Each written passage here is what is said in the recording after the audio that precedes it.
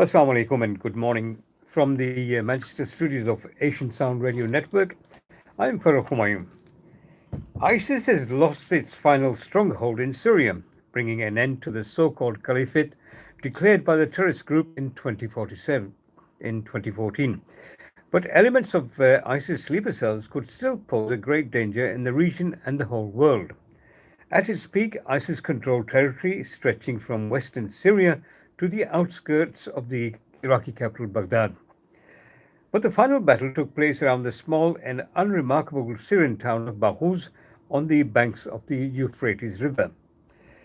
At the group's height, 7.7 million people were estimated to live under ISIS rule, according to Operation Inherent Resolve, the official name for the coalition fighting ISIS.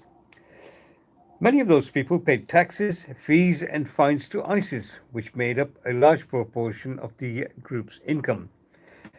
In the years since, the group's annual revenue more than halved from up to $1.9 billion in 2014 to a maximum of $870 million in 2016.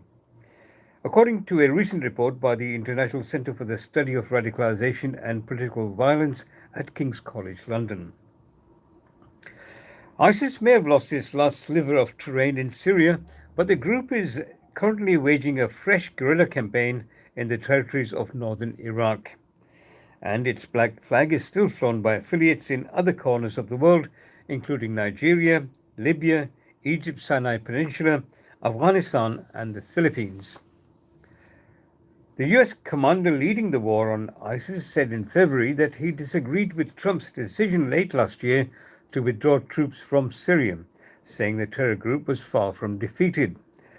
Joseph Votel, the top American general in the Middle East, warned the caliphate still has leaders, still has fighters, it still has facilitators, it still has resources. While some may be tempted to celebrate what is seen as ISIS's demise, the fertile soil in which ISIS grew and spread is still there. Brutal regimes across the Middle East have emerged from the Arab Spring more adept than ever at repression. The prisons are full of the innocent and the guilty rounded up by police states adept in the art of torture and coercion. At the same time, a new wave of unrest fueled by anger over the rising cost of living is beginning to raise its head, spurred on by the inability of those very same states. Unless all that changes, ISIS, or something perhaps even worse, will rise again from the ashes of Abu Bakr al-Baghdadi's ruined realm. Now in New Zealand, Prime Minister Jacinda Ardern has announced a royal commission into the events leading up to a March 15 attack on two mosques in Christchurch that killed 50 people. Speaking to reporters in Wellington, she said, "It's important that no stone is left unturned to get to the bottom of how this act of terrorism occurred and what, if any, opportunities we had to stop it." A suspected white supremacist has been charged with one count of murder over the Christchurch shootings and will next appear in court on April the 5th. A major focus of the inquiry would be whether security agencies focused their attention on the right issues and whether there were any clues that were missed. It would also include the role of social media and the suspect's ability to obtain a weapon.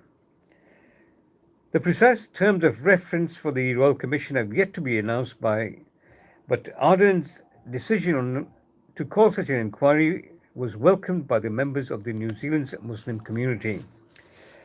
Royal Commissions are independent inquiries and are usually reserved for matters of the greatest public importance. A time frame and terms of reference have yet to be finalised by the New Zealand government.